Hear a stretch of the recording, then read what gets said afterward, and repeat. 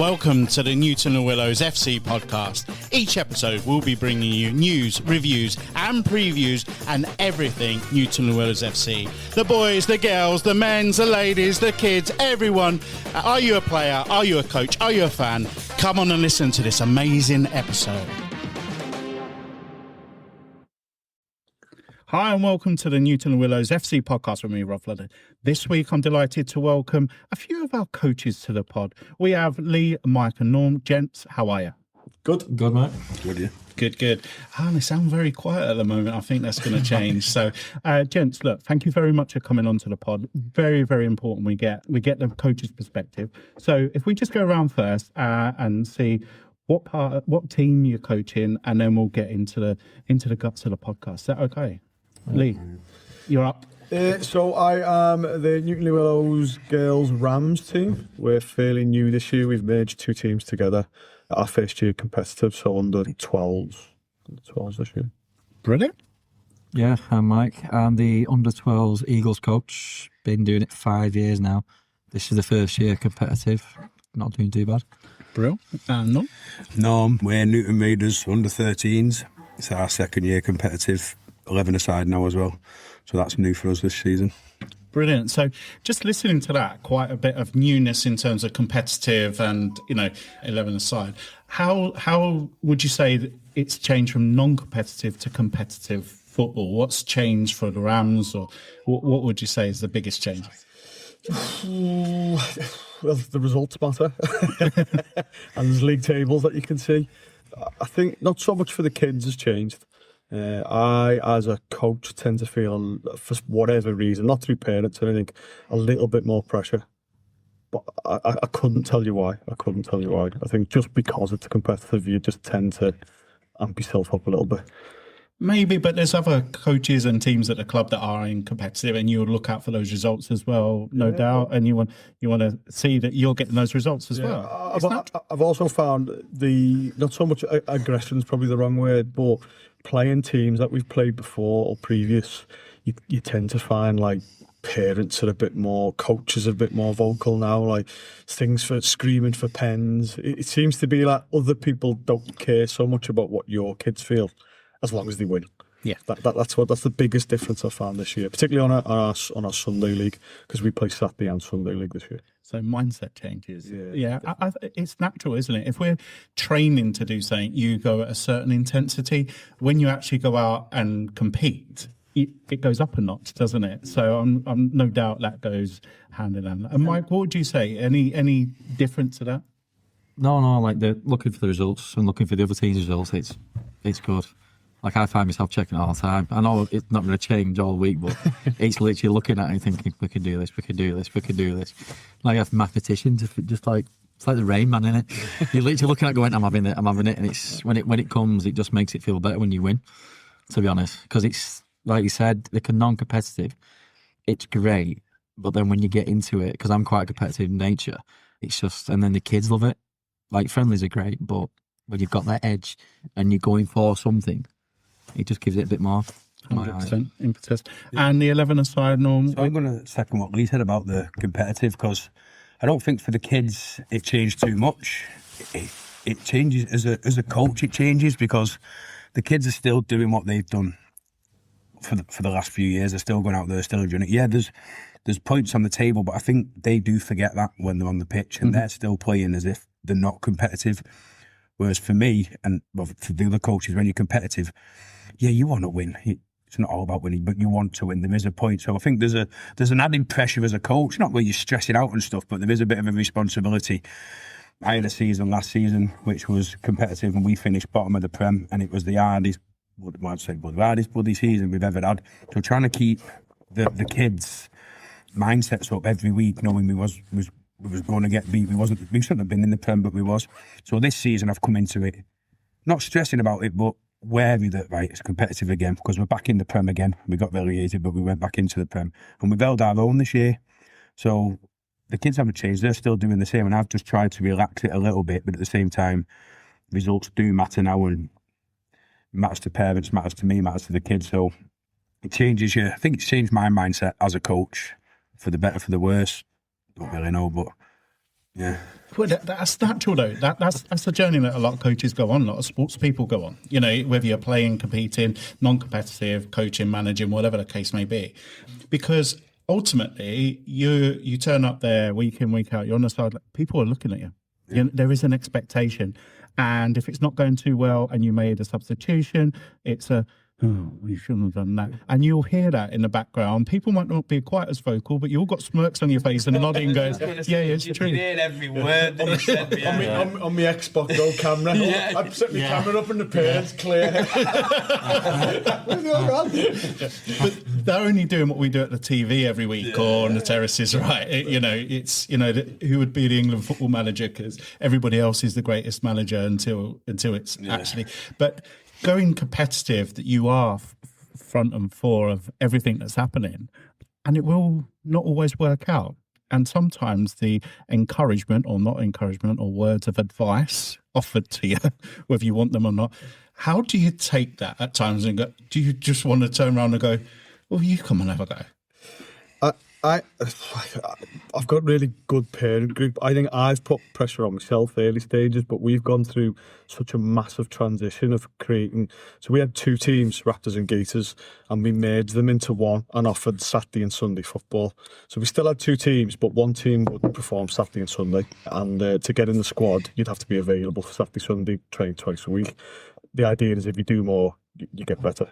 And we developed that way, and the other team would stay Sunday. But them two teams have been rivals for years, because they're two same age group at the same club. And although everyone's friends, there was always a rivalry.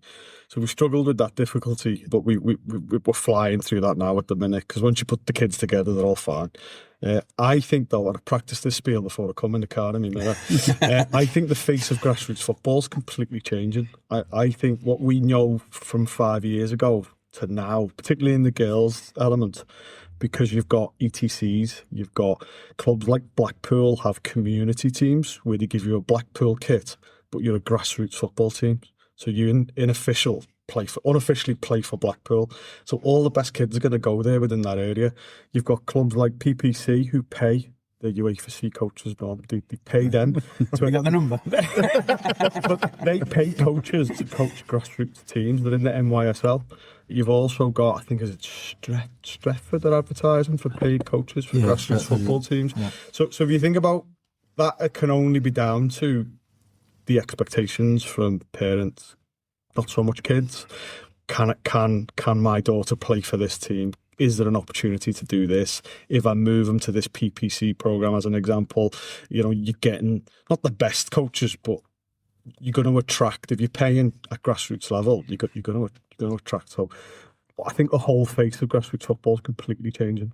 So that must be a challenge for you guys as well. So motivating the kids every week to come along and do the best, especially when the weather turns, etc., and the parents to bring them along and do the right thing. But now there's an added challenge.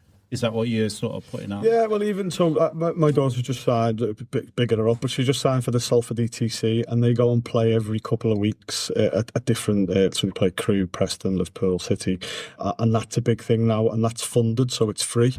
So you're competing with your players, might go and do a little bit of that. Like I said, Blackpool is a prime example, because they've got their ETC programme. I'm focused on the girls here, because boys is way more advanced in terms of what's on offer. You can go and play for Blackpool. It's called Blackpool Community or something, and you get a Blackpool kit, and you play for Blackpool, but you pay subs at a grassroots club.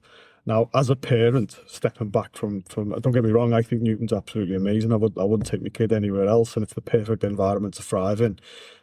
But if I was close to Blackpool as a parent, and Blackpool are winning the league, and you get a Blackpool kit, and you're a Blackpool fan, 9 times out of 10, my kid's developing well, I'm going to take him there. PPC and their advertisement through social media is they play at all the academies, and then they promote all their kids getting recruited by the ETCs. So your better players will always look at this, and your parents will go, well, we're going to go and do that. We're going to go do that. So you're constantly battling against that. We don't have the funds, or we don't have that capacity, or we're a really big community club, aren't we, with really good values and family-based and football for all, and trying to do everything the right way. But how would you compete against? maybe the answer, and it's, I'm not putting you on the spot here, mate, by the way. Maybe the answer is we don't compete. Maybe the values of what we got is where it's at. And, Blackpool, good luck to them. And there will be, it's like schools, isn't it? Our children, we want the best of them, right? So we'll go, the best schools we'll try and get them into. And if not, do you know what? They do well. They'll still be fine. They'll still flourish and do great. And I think at Newton Willows, they can do great. But that pressure that you put on yourself every weekend and the added piece, I can feel that our cell will come through. But just looking at the group that you've got, and the prevalent point I want to just go back to, you've got a great parent group that support. That's so refreshing to hear, because I'm not sure every coach in this club, or not necessarily this club, up and down the country can say that. I'm sure Newton have got the best parent groups. Let's say that. But we are only 5 games in. Things are going all right. But everybody will have a story as well about a parent. Oh yeah. What's made it hard for you? 90% of the parents, my parents are brilliant, but throughout the seasons we have had little issues, but it's only the odd one. But majority of the parents get behind the coaches. I mean, my parents get behind me with my training, the effort we put in. He's fine. Some of them top of get. Yeah. Well, to me face,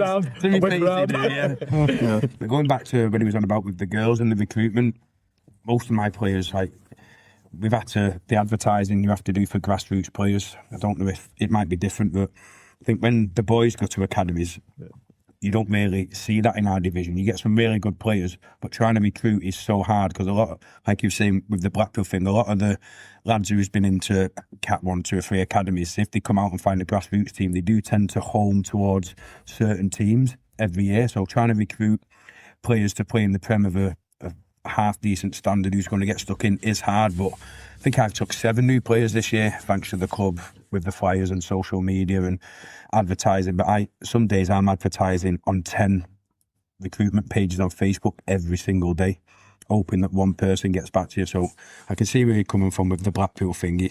Sometimes you're just like, where are we meant to get players from? How do we get them? Yeah, especially ones we've got to compete with. Yeah. You know what I mean, the best ones is like, I think there's like 4 teams around here, isn't there? Yeah, it just snaps them all up.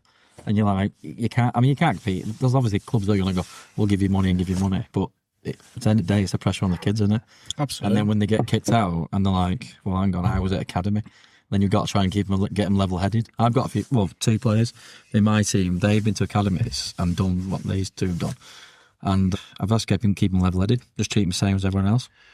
And to be honest, it's worked out well, because they're enjoying the football now. Absolutely. Like, you've got to do this, you've got to do that. So, and that's the main thing, isn't it? We want them to enjoy the football. And if that progresses in saying that's a career, professional, semi-professional, whatever, hey, it'll happen, And, we know of the stories that some get there and don't make it, and then they're on the scrap heap sort of thing. But I think, professional football's trying to get away from that now and trying to offer pathways in different ways. But Newton Willows Football Club, come down and just enjoy yourself. And you guys, we're listening at the moment from a coach's lens, okay? And so far we've heard some of the challenges that people won't necessarily hear. Recruitment. I work in an industry, recruitment is tough. Yeah. Recruiting players to come and put this football kit on against competing, tough. You've got other players that are getting attracted because of, prestige maybe or whatever. I don't think anybody behind the scenes understands that when they see you on a Saturday and Sunday on the sideline picking a team, making a decision. No, there's so much, for me, there's so much more. I mean, Andy promised me 9 years ago it was an hour a week. There's a common theme coming through. No, don't worry about that. I'm doing 4 hours a day at the minute. Yeah, there's a lot of hidden, not pressures, but behind the scenes that coaches do. Just messages, setting teams up, organising referees. I mean, we all do it because we love it. It's not a chore, but it does go a bit forgotten with some parents sometimes. Yeah. I'm not having to go with my lot. I think any of you are listening, you're all right. I'm just on about in general as a coach. It's not having to go, is it? It's just bringing that to life. The side of the coaching that's other than kicking a football about, moving tactics, going for a skill drill, whatever. There's a number of other things. You'll notice yourself. New players come in, other players, some kids get a bit unsettled. Keeping the players happy is one of our main things as well. Teaching them how to play football and, like I say, keeping them happy. Happy players do play better. So not just teaching them how to play football at the time, but if you see someone who's a bit down, a bit sad and something's not going wrong, you're then trying to work on the player to find out what's wrong and how you can fix it. So it's so much more than giving them a ball and showing them a drill. There's so many different aspects to it. Yeah, you're not just a mentor. Like sometimes, I know it sounds a bit corny, but you could be like a father figure to some of them. Just somebody to look up to, somebody just to be there as a friend. Like if they're struggling, just obviously you switch off from the football and you say, "Look, are you all right?" and stuff like that. I know some people don't do that, but it does help. Yeah, a little pat on the back, just reassurance. I found when they're smiling, it's a better game. Yeah. They're playing better. If something's happened at training or we go down in a game, I always tell them, just try and keep your heads up, because as soon as the little, I mean, mine are hard now because the pre-teens, they're in year 8 at high school, so there's a lot of changes going on. So there is some strops sometimes, but if they forget that and keep that smile. I was reading a quote the other day. He said after he'd missed a shot, a professional, he never used to throw his hands down. He used to just smile and say, "Oh, I'll get the next one." And that's the mentality I'm trying to install. If you let your head go after missing that shot, for the next 5 or 10 minutes, you're redundant in the game. Just get on with it, I believe. I'm an old man and I still throw a strop. Not because I'm kicking a football, because I've got the physique for that. But just going back to the point you made, Mike, about getting your arm around people, and maybe they need that. You know, they might have pressures at school, at home, with friendship groups, social media issues. You know, someone that they trust, that they see for a couple of hours a week, and just, "You're all right." Yeah. You know, that will go a long way to some people, and maybe some of the children don't have that in their lives. Not for maybe no malicious reason, it's just not what they have.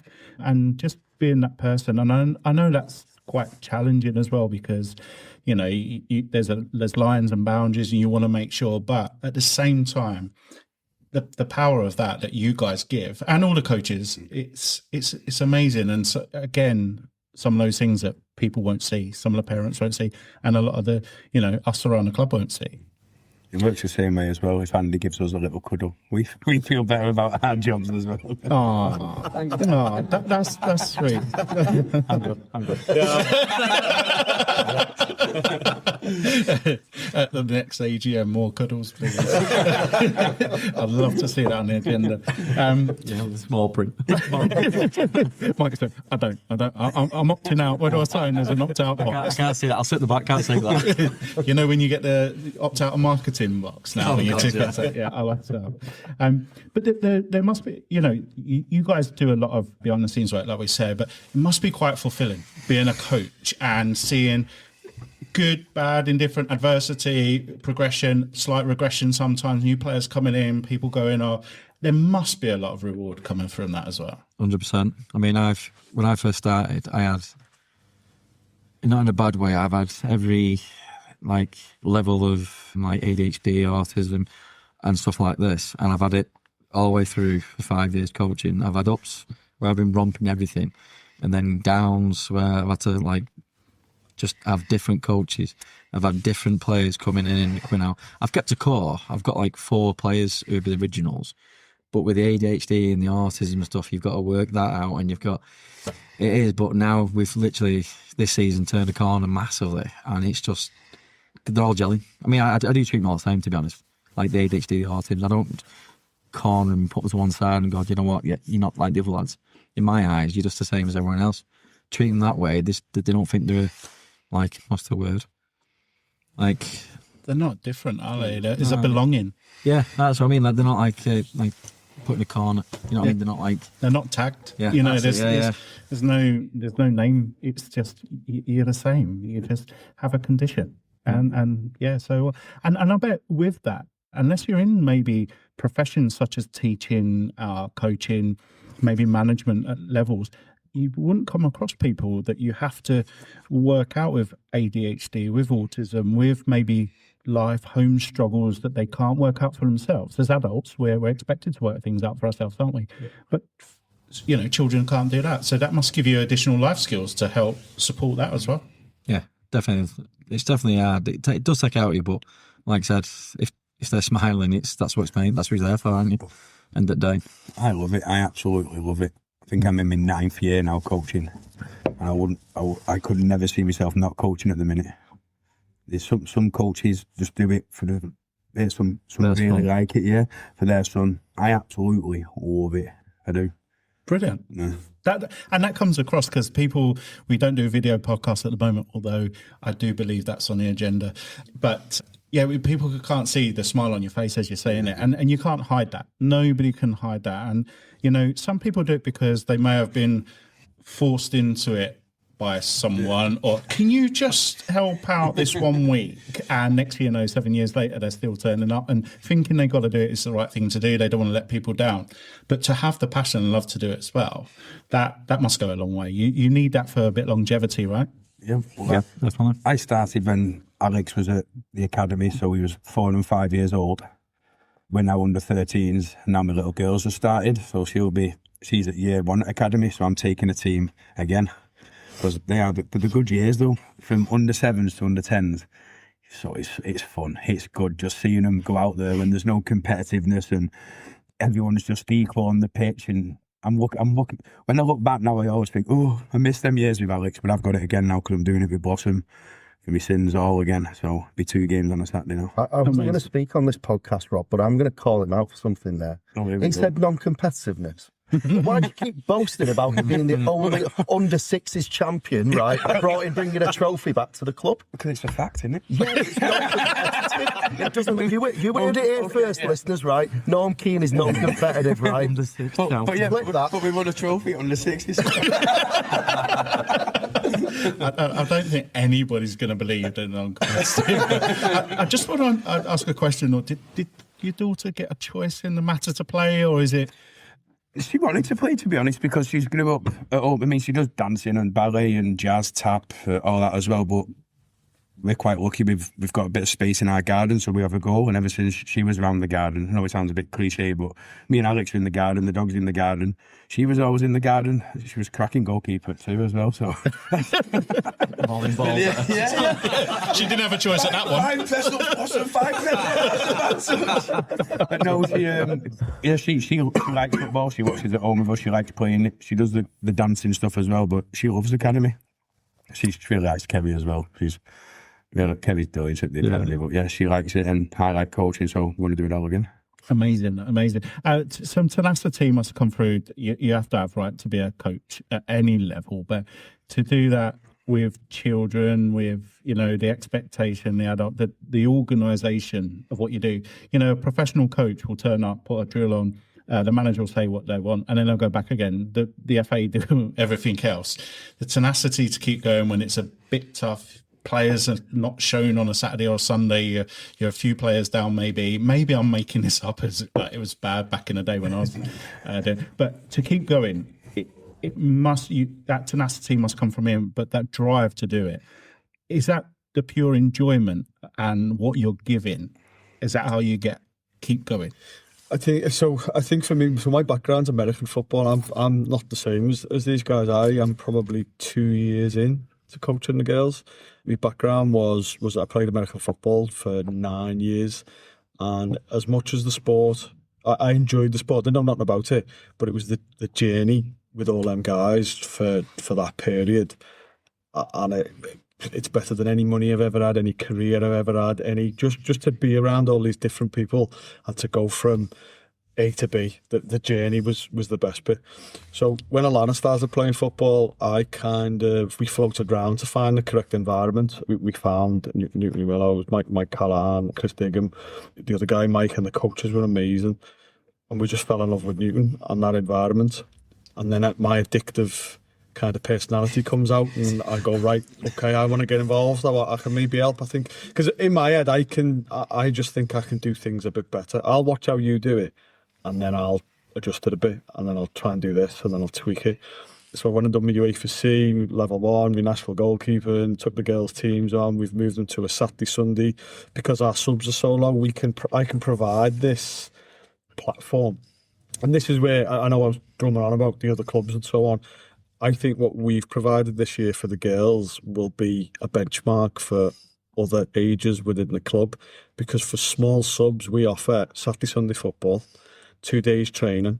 We've introduced a strength and conditioning programme. Not that we're going to have the kids lifting weights and so on, but yeah, futsal's incoming. We clip and we send highlights. We've got parent groups on Facebook where they can have access to all the game film. I mean, this takes hours, and this is my addictive personality because I hate work. but I love this. and unfortunately, I'll probably never be paid, but I don't even want money for it because I just enjoy it that much. And the journey, not just with my own daughter because she plays for the team, but all the kids I adore, or I love being around the kids. I mean, I have my moments when I'm a little bit of a grump, but I am growing out of it. But yeah, I could do this. I could do this forever. I could do this forever. Like I said to Norm earlier, that passion coming through, people won't be able to see this. It's all over your face, and it's coming out in what you're saying. You can hear it in your voice as well. For me, this isn't. I mean, would I love to win the league? Of course, I would. Yeah. Would I love? I've always competed. I've always wanted to win. But for me, I am trying to build young ladies. So I want these girls to face adversity, to get the kit ready the morning before. They've all got phones. Set your alarm. You know when your kickoff is. I don't want your mum and dad dragging you out of bed. I want you to get out of bed. And all these are the values. Be on time. We train. These are the times we train at. Don't be late. If you're late, not that there's consequences. We did try a little burpee thing, and then we were going to make the parents do it because, to be honest, if the kids are late, it's down to the parents. Which is a great advert because no one's ever late. And it's instilling those values to build sport, builds better people, better humans. 100%, and well said, because you know what, that's hard to instill, especially in schools as well now. You know, the teachers probably got less authority than ever before, so, and then at home they may be a little bit back chatty at times, and maybe, yeah, I'm too comfortable with mum and dad, they tell me not to do this so many times a day, but coming to football they're not going to get away with that, and actually I'll make you a better individual for that and a better teammate. So that's really refreshing to hear, and I bet, you know, so many of the parents love that side of it as well. I don't know, they'll talk to me. Scared? Just in case there's a burpee on the go, they're just reaching on the side. Please don't make me do a burpee. Every kid in your clubs is like quarter to the hour, and they're there warming up, making sure the kit's ironed. It sounds a lot of fun as well, though. You know, just you know, we've spoke about the challenges, and you know, there is a bit of, you know, there's a lot of time and effort that goes in, but it does sound quite fun. Like Norm said, loving it. You must get that out of it as well, even if it's social or just seeing the kids running around. Yeah, it's great. I mean, it's just little things like tonight. We've done it the last 5 years. Halloween training, all fancy dress. I get involved. And then tonight I got the parents involved. Have a kickabout. It was just, everyone's laughing. Because all the kids want to crump my dad. So it's like, do your worst, you know what I mean? But it's good. It is good seeing the faces. Like I said, it's not just about football. And when they come out, you can see they're still mates, and it does bind together. Because like at my age, under 12s, they've all gone from primary school to high schools. So my son's at Birchall, most of them are at Hope, and the odd ones are at Goulburn High. So literally, they don't see each other that often. But when it comes to football, it's like they're not gone to different schools. It's great. Just bring them together. It's funny because we have a session at the same time. So I was training on the other side of the pitch, and I couldn't get my lads to concentrate because I was too busy watching the T-Rex. Inflatable T-Rex. There was an inflatable T-Rex dribbling with the ball, so my session was ruined tonight. And I didn't get the press ups. Yeah. Watching the T-Rex. It's like every 5 minutes he's unzipping it. I wish I had one of them little fast breaks. I can't do that. I didn't get the memo about Halloween, but the mask is on, and see, that sounds fun. And you know, just what you're saying there, everybody's laughing about that. But you know, those children would have gone through a bit of change, going from, you know, changing schools, and you know, there's a lot of change coming as well. We know at that sort of age they're going to go through it. But just something as simple as that, and make it, you know, they would have got a buzz out of seeing your team there, laughing at them. You know what I mean? On the TV, the buzz that would have gone round, they definitely want to come back again next week and the week after and the week after, don't they? Just because those small little things, the joy that you can bring through the power of sport. Well, the thing I've found with mine is my team's quite spread out. I've got players from Bolton, Skem, Wigan, Newton, Knowsley. Like you say, with the recruitment, somebody picked it up before, there's that many clubs in Newton. It's hard to get players from Newton. A couple, so we have to go further afield. So I've got a group of players, and there must be 5-6 different high schools between them. So they love coming to training because they don't get to see that, the friend Alex doesn't get to see Alfie apart from Wednesday and Saturday. So at training, they're all talking to each other and they're up for training session before they get there. I'm not seeing you for a week. How are you doing? And then it's that type of feeling. Amazing. And again, it's something that's not measurable necessarily, and it's not something that maybe if you did a flyer that you would naturally put on there, but it just organically happens. It's hard to explain on a flyer, that, isn't it? Yeah. Like, it really is. Yeah. I've tried the flyers through it as well. Trying to get players. Yeah, trying to get players. But then all of a sudden, you just influx of...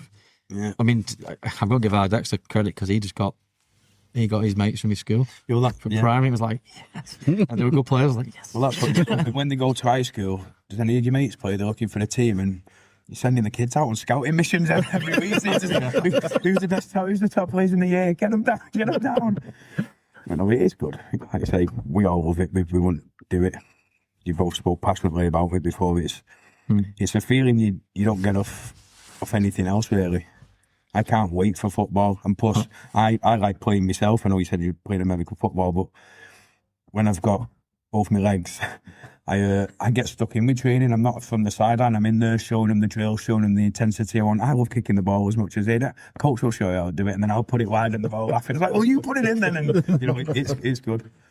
And that's, there's, we got three coaches at different stages and, with an American football background, but there's a transferable skill and mentality, and that's sport. Okay. And being part of a team and being collaborative and all that sort of stuff. But from 2 years and can't wait to do more, 5 years, 9 years in, and no one's sitting there going, yeah, it's going to be my last season. You know what I mean? Everybody's going, yeah, buzzing and I want to do this, want to do that. That's infectious, that. And if I was to, three things, right? I'm going to ask, you can jointly answer or you can say one each. People that are thinking about coaching that they're not sure, okay? It's easy to say, just come and have a go. What three things do you say you need to have in your armoury as a base and, you can come and enjoy it, such as tenacity, without the skill set? What three things are you going to say, yeah, before you tackle this, you've got to have this? Energy. Money. 400 quid my camera cost. I got a million paper white bought it for my birthday, and I was like, yes. I read a comment. Probably most people have seen it on Facebook, and it was something that hit really hard. And you put a horrible, not a horrible exterior, but a face on when you coach, because it's really hard to please everyone, and you will always upset someone. And you don't mean to, and I'm devastated. Like, if someone feels as though I haven't done something to benefit them, I am gutted. But you can't please everyone. But I read a comment, and it was on Facebook, and it goes along the lines. It's a bit more detailed than this, but as a coach, you can either play to win or just play. You can play every kid, or you can just play your best. You can do this and you can do that. As a coach, though, your job is to set the environment that you feel is right. And it's the parents' job to find the environment that suits their kids best. And there's so many opportunities at teams and clubs and coaches and for people to coach that if one thing doesn't fit you and your son, daughter, there's no problem with going looking elsewhere. There's no problem with going looking elsewhere. Really well said. Really well said. It's a Facebook post, to be fair. Yeah, but you said it. Yeah, it is. I think you've just got to have a bit of an open mind and not. If he was going to come down, don't think what you're going to expect. Just go down there and let it happen. We've all probably got different qualities. There's no same coach. Everybody does nobody coaches the same training session. Nobody plays the same way. Nobody talks the same way to the players. Not everyone's a UEFA. Yeah, not everyone's UEFA. Just go down with an open mind, because you could list off 1,000 reasons why we go down, but we probably all go down for different reasons as well. We love different things about it. If it's just one of them, listen, just go down, and after an hour, you'll know whether you love it or you hate it. And most of the time, you're going to love it. Don't expect this. Don't not expect that. Have an open mind. Don't go down thinking this is how it's going to be, because we can plan our sessions as much as we want. I take quite a lot of time in planning mine. UFC taught me that. I know. You spend hours planning it, and then right at the last minute, somebody can't come or somebody's ill, and that's gone out the window then. So you've got to got to adapt. But a session can go wrong. We could be training here 1 minute, and then the next minute on the 3G it's raining, and you got to change the session again. Then so just go down with an open mind and see how the session runs. Really, you'll love it. Yeah, I think if you're new coming into it, don't like exceed expectations. Yeah. Like realise what you've got and realise what you're coming into. Like don't think you're going to walk into a team that's going to be full of little Ronaldos or Messis, because you ain't going to get that. I think the parents may coaches who come down, they'll see that not everybody is a natural footballer. Some kids do need to be coached to run, to pass, body language. You're not coming into kids who are like bang, like you just said, bang, bang, bang, bang, bang, bang, bang. Some kids are all right, and some of the child you've really got to concentrate on the passing, the basics. So be prepared to strip it right back to this is how you pass type of thing. What was the word you just used about expectations? Yeah, don't over exceed expectations. Don't exceed, yeah. But the thing is, like, it's great getting kids like that, because there is kids who eat, sleep, drink football, and you can see that they want it. It's the other kids who just come for the laugh, and obviously just for like, I don't know, bonding and just for friendships, and they're not that bothered about the football. Well, Like I said, you just gotta. They don't play out anymore. The kids. No, like The kids don't play. My daughter doesn't play. I wouldn't. I'm not even know that I'd be comfortable if she went, Dad, I'm going to the park. So now her play out is we do football 4 or 5 times a week. With a similar group of kids who are all similar minded, and I mean, brilliant story, but we're big game on the weekend, last weekend, and I whipped my tactics board out. I spent all week picking my formations and changing them, and I've tweaked this, and I've got all my cones, kids, this is what we're going to do, and a worm crawled through it. And could I get them to listen to me? I'm like, it's like a snake. That's that. Should we move it? And I'm like, we got what do you... Yeah, it fell off. Did the UEFA not tell you that? No, that's the bad start. That's the downside. So you wait for to teach you to coach Ronaldo's. No. And the kids who you do train. So going back, the kids who sorry, I can't get my words out here. One of the best things ever is, let's just say a pass, for example. Little Johnny's struggling to pass. 3 weeks of training, when he passes that ball, it does make you feel proud. You've taught him how to pass that ball, and then the lantern on his back. So if he's had a shot and he's not been the best at shooting, and after a couple of weeks of training he's in the back of the net, he's celebrating with the other kids, and you see little Johnny there celebrating with his mates, smiling. And we've taught him how to do that. We've taught him how to play that, and that's what we get back from it. We don't want paying, or I mean, a couple of hours less might help, but and I cracks the whip. But do you not get paid? Press that red button a minute. I pay the better UEFA coaches. Bring back Jeff. Just before this goes slightly awry, I think as well a message: you don't have to be a UAFC coach to come down. Andy and I have had we've had a UAFC bingo tonight, and I've just won a £5. Who would mention it the most? But there's a lot of fun. There's a lot of work that, I suppose, like anything, the amount you put in, you'll get out. Maybe that doesn't balance all the time, but actually, it doesn't have to be a chore. It doesn't have to be that much hard work. And actually, you might actually turn up with a load of Ronaldos and Messis, and you might not be at the level to coach them. And so maybe set that expectation in yourself, because that must be a challenge for some people. Go, I've got a good bunch here. What the hell do I do? Do you go to UEFA B license? I don't know. All of a sudden they're backing out now, aren't they? 1,200 of the club's pay. But yeah, I can see, just listening, like the 30-odd minutes we've been together, the passion that's there, it evidently is very, very rewarding, a lot of fun. And there's so much that you give. And these kids are playing in a safe environment. They're social, and they're having a great time. And surely that's just win, lose or draw. If you take that away each and every week, that must be one of the top mantras you have, right? Yeah. Brilliant. 100%. On this podcast, gentlemen, you should know by now, because you've been listening, haven't you? Each and every episode, avid listeners. Yep, good nods. We do a little feature where we call people out. Okay. And you can have a call out. Now, you can do it as a joint venture.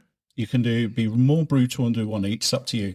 It has to be a coach or above, I'm not going to let you call any players out, okay?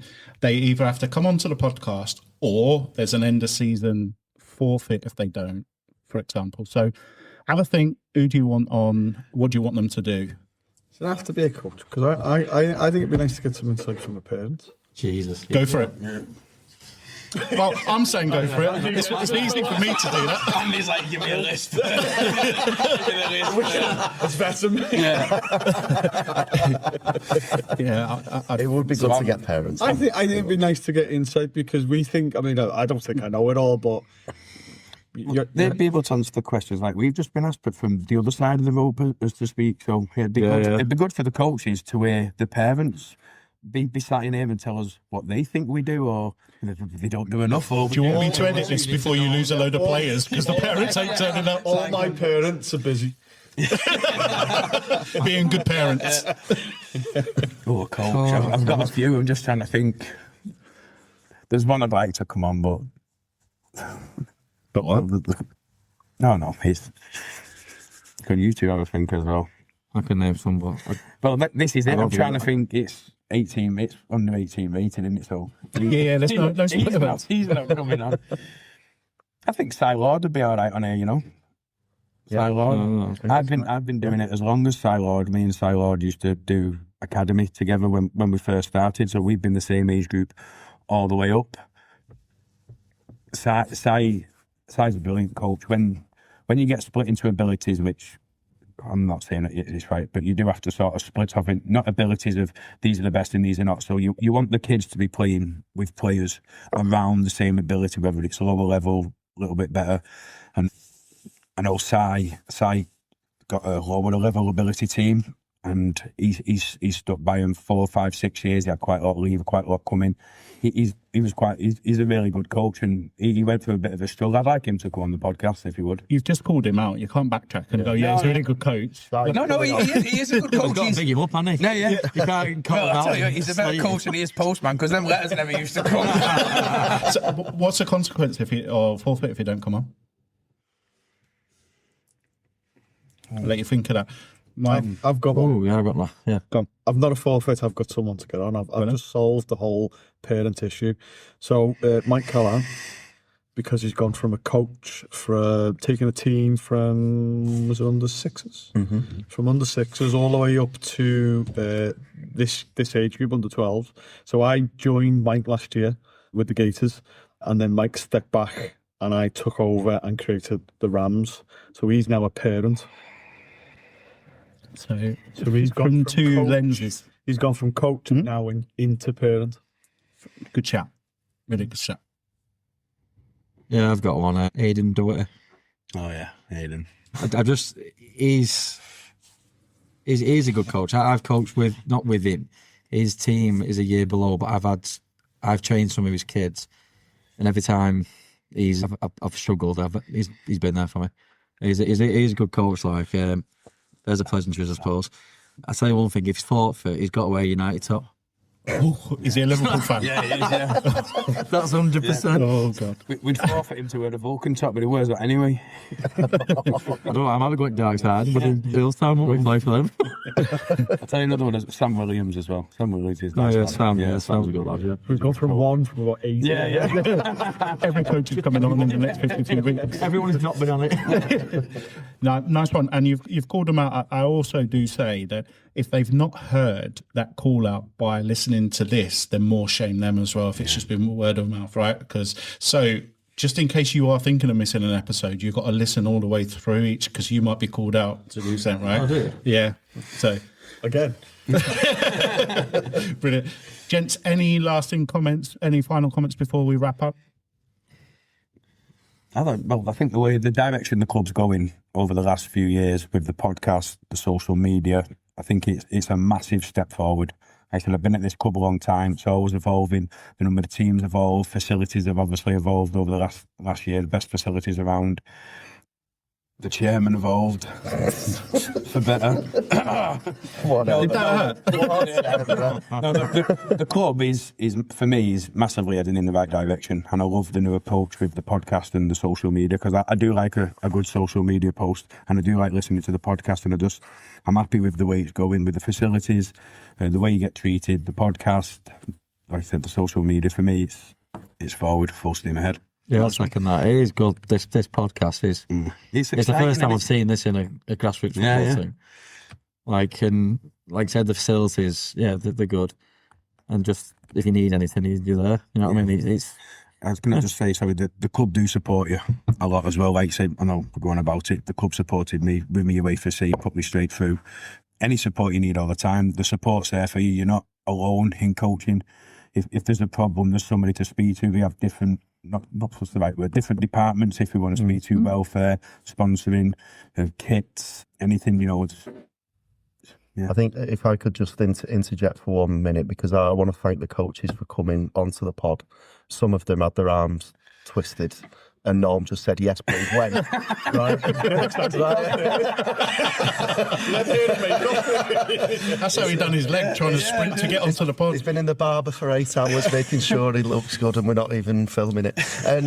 Obviously, without coaches at this football club, we can't do what we do. But what I want to kind of say to all of the coaches that are on this podcast and that will undoubtedly be listening is, like, our vision as a football club is to invest in you as coaches, because we want to invest in the players that ultimately will come through our system and go into and represent our senior teams. That for me is like, what does success look like? Well, it looks like when the under-12 Rams come through the system and represent our open age, and the same with the under-12s Eagles and the 13s Raiders when they're representing and taking our seniors onto new levels. So, and it looked like an Harry Maguire header in the last minute on Sunday.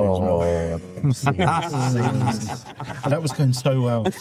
I've just got one thing to add. I want to set the challenge for the whole club to look inwards as a family and start to think about things like, could we get 300 coaches, kids, parents down to home games for the adults, supporting the girls, the ladies teams, and building that environment and that core so we know where we're going. So our challenge is to, can we get good numbers down? Can we buy a drum? Can we buy a drum and get all the kids behind the goal, cheering the women on, or the men's teams, or the older groups in the cup finals when they get to it, and really support the whole club as opposed to just our individual teams. I love that, because we come watching the first team. It's brilliant down here on a Saturday afternoon, 2:00, whether it's reserves, ladies on a Sunday, or the first team. It's a good atmosphere as well. We do get quite a few, but I love that challenge. Get down on a Saturday. Get down and watch them. Even if we just planned it amongst ourselves, right? One day, we're all going to turn up. And I imagine having 200 or 300 people just round. Yeah. Car park. Does the women have? Yeah, Sundays. Sundays, 2:00 kickoffs. Yeah. I mean, do they have a podcast? The women. So that'd be a good shout, getting the women on involved, so it push the women's game as well. So this is open to the whole of Newton and Willows Football Club, okay. And we have reached out to the ladies. I think they've been a little bit hesitant. It's the polite way to say this at the moment, but I think the more people listen to it and the more people look, every guest we've had on, most people go, oh, I'm not sure about this, and I say, we're just having a chat. All that's in front of you is just a microphone. There's nothing different, and everybody else comes off and goes, "Weren't that bad?" And it went really quick. So, is it gone quick, and is it that bad? I think it's flew as well. I've enjoyed it. Like I said, I was excited down there. I've been excited for the last 4 weeks. And I thought, come on, give us. No, I thank you for having me on it. Yes, listen, it's a pleasure, and thank you for coming on and taking the time. I know you've had your training and whatever, and getting down here, it's late, and it's just spreading that word. And as Andy said, thank you very much for everything you do, and a big shout out to all coaches. Thanks, gents. Thank you very much. If you enjoyed that episode, do us a favour, hit the subscribe button, like it, love it, share it. If you want to come onto the podcast, drop us a note on all the socials, or if you want to nominate someone coming on, that'd be amazing. We've got some amazing guests coming up again soon. Newton and Willows FC, Forza Newton.